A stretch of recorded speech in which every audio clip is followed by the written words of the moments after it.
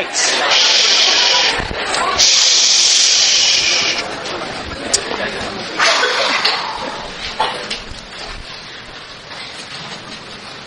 Okay, can you read what's up on the right? Sienna, where are you? Ah, there you are. Can you read what's up here? Very good. Chapter 3, page 72, www.87. Chapter 7, 149 to 155. Very famous chapter. 26 pages. Yes. 26 pages. You should be able to handle that. Yes, you just struggle. What is the difference between repressive and resistive law?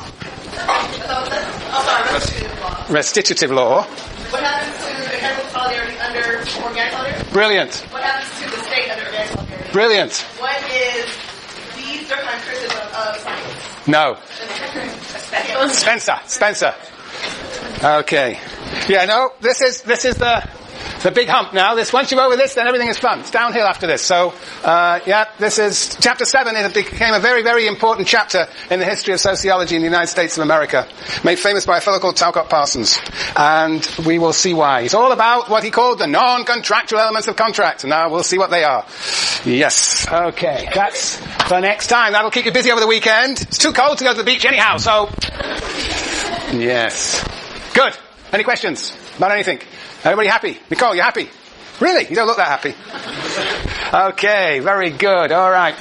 So what I want to do today is give you an overview of the entire book. Let's see if I can do it in 10, 15 minutes. There are 7 points. And then we're going to move straight into what is a crime? And the idea of mechanical solidarity. Okay. Are we ready? Okay. So, yes, I got a 7-point summary, which is essentially the whole book before you. Once you see the whole book, then you will see how brilliant the book is, and you'll see better how the parts fit together. The first question, the question of the book is what? The question of the book is what? The question of the book is the division of labor something good? Is the division of labor a moral rule which we should all obey? Is it obligatory that we should endorse, support, celebrate the division of labor? And by the division of labor, I think, first approximation, we have a Smithian notion of the division of labor, that is specialization. Is division of labor good? And the audacity of Durkheim is to say, we're going to examine this question scientifically. Science is going to give us the answer. And how is science going to give us the answer?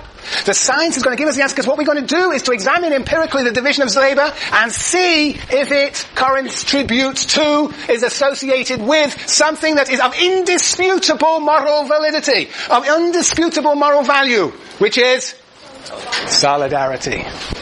Okay. Does division of labor correspond to solidarity? Because Durkheim says solidarity is undisputably good. Ha ha. So he is making an assumption. He says everybody knows. It is generally reckoned. Everybody knows that solidarity is good. Well, you have to think about what everybody knows. Would Marx agree that solidarity always good? Anyway, that's what Durkheim, we've got to give the guy a chance. Let him have his assumptions. And the assumption is solidarity is good. So the idea is to figure out whether the division of labor leads to solidarity. But, Karen, there are 2 types of solidarity. Do you remember what they were? Mechanical and organic. Now, what is mechanical solidarity? Is a solidarity based on likenesses. The solidarity based on likenesses. Two solidarities. One based on likenesses, and the other based on differences, complementary differences. Complementary differences. Bless you. This is what we call, and the task for next time, bonus for anybody who figures this out, why does Durkheim call solidarity based on likenesses mechanical solidarity? Any ideas, Jamie Lou? Good, you think about it, but most important is to read. Read. In the next chapter you will see on organic solidarity, he tells us why. This is called mechanical solidarity based on likenesses, and this is organic solidarity based on complementary differences. Those are the 2 types of solidarity. Which is the solidarity which corresponds to the division of labor? Organic, very good. Because, of course, in division of labour, people are specialising, therefore become interdependent, so it's based on complementary differences. And he tries to make this sound plausible by talking about the relationships between husband and wife and how they are mutually attracted to one another on the basis of their complementary differences. Okay, two notions of solidarity, and this is the one that is associated with the division of labour. Now he says, very good, two types of solidarity. One corresponds to the division of labour, and one corresponds to the absence of the division of labour. The next point is he says, look, we can't actually measure solidarity, because solidarity is so profound and so somehow ubiquitous and so intangible in some ways. You cannot measure it directly, you can only measure it indirectly. It's like the health of the body. The health of society is measured by solidarity, but you can't measure solidarity. Just like the health of the body is measured by temperature, solidarity is measured by laws. Good, you're really great. Okay, and therefore, how to measure solidarity, assess, measure solidarity through laws. And there are two types of laws corresponding to two types of solidarity, right? Mechanical solidarity corresponds to repressive, very good. See, I heard your voice there. Repressive law, penal law, which is, how does one notice repressive law? The sanction is what? Repressive law we know by, hands up. Repressive law? Yes, Jessica? By punishment. We know a repressive law because if a law is violated, if you plagiarize, you're punished. Punishment, based on punishment. And we'll get into that later today in greater detail. Whereas organic solidarity, the solidarity based on interdependence, upon complementary differences, is restitutive law. Now what is restitutive law all about? Hands up. You are? Noel Chris. Grace, Noel Grace. Double-barreled. Noel Grace. Yes, okay. It's not restoring order? Yes, it's restoring order, restoring the situation before, right? Restoring order. Why is that associated with the division of labour? What's the link between that and... What is the division of labour? It's people specialising and entering into relations of interdependence. So what happens sometimes, when one's having a strike, then the relation between capital and labour is broken, and the idea then in restitutive law, labour law, is to bring back the relationship to what it was before, to restore the relation of the division of labour. Okay? And sometimes, there are problems between buyers and sellers. That relationship is broken. Some mistrust. Somebody actually sells a defective good. Then the idea is to go to law courts and restore the relationship that had been impaired. So we restore, here it is, restore the relationship. A lot of family law is all about restitution. Restore the relation of the division of labour. Good. So what has Durkheim got to show? What has he got to do? He's got to show what? That over time, as the division of labour develops, so what? So laws develop, but what's he got to show? He's got to show that which laws get increase? Hands up, Greg. Yes, Sherita. There's more and more restitutive law and relatively less repressive law. So if we draw a picture, let's draw pictures number 4. We draw one of my beautiful pictures. This is time, and Durkheim says over time division of labour increases, specialisation increases, and this is the proportion of all laws. Then what we will see is that over time, the repressive laws will be very important in societies of mechanical solidarity, small-scale societies, where everybody is like one another, there are no individuals. Repressive law falls, and what happens to restitutive law? It increases. Restitutive laws. As a proportion of all laws, probably all the laws are increased, but the proportion of restitutive laws is going to increase, and the proportion of repressive laws is going to fall. But it never disappears. There's always going to be some mechanical solidarity left. Even in our society today, we have mechanical solidarity, in the sense that there are laws of a repressive kind that we are punished for. Though we might say the restitutive laws have become more and more important in the areas of administrative law, commercial law, labour law, family law, and so forth. We'll get into more detail of that later. That's organic solidarity. So that's what should happen. And so in principle, Durkheim, being the scientist that he is, he's going to go out there and measure all those laws for the last 3 centuries. He's going to be counting the laws. He'll be counting for 3 centuries probably. Actually, he never does it. He cheats. And he just says, it's obvious. That's a good science, right? Anyway. But anyway, that's the claim he's going to make. So that's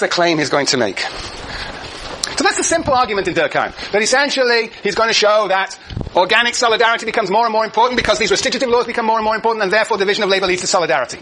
And that Bob's your uncle, that's the answer. But no, it's not the answer, is it? What's he missing? Why does this sound ridiculous to you?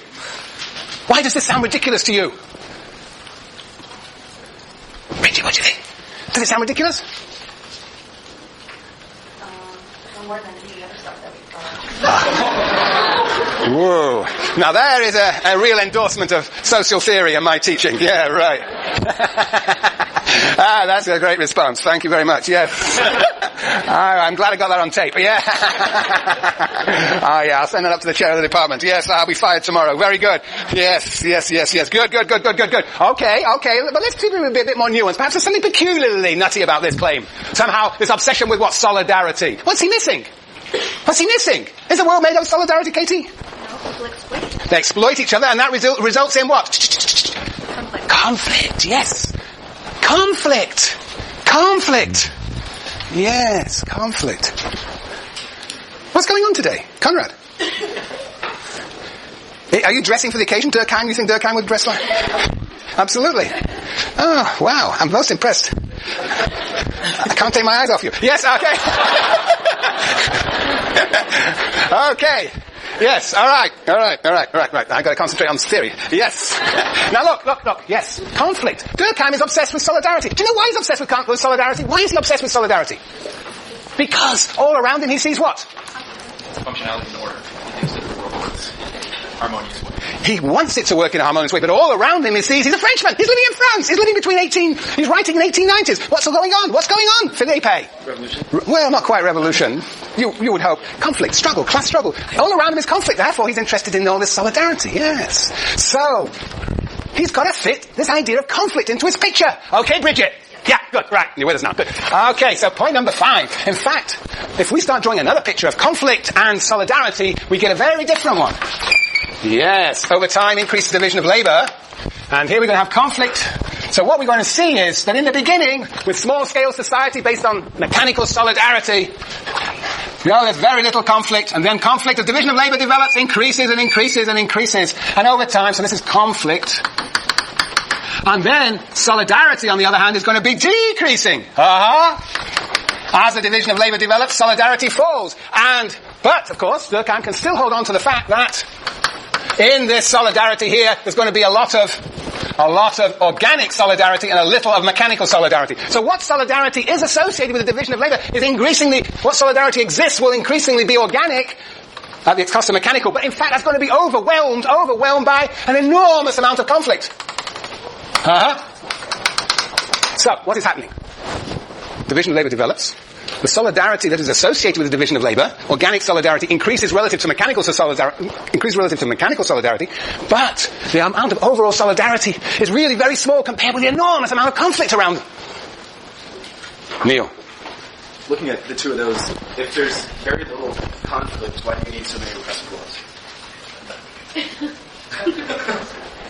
If there's very little conflict... Yes, the conflict part being at the very bottom of your chart number 5, right? So that same point in time compared to your chart number 5. Yes. A lot of repressive laws. Right. No, restitutive laws. Here there's lots of restitutive laws. No, at the No, at the low part. Oh, yeah. So what's the necessity of a lot of repressive laws if there's very little conflict? You have got marks in your alimentary canal.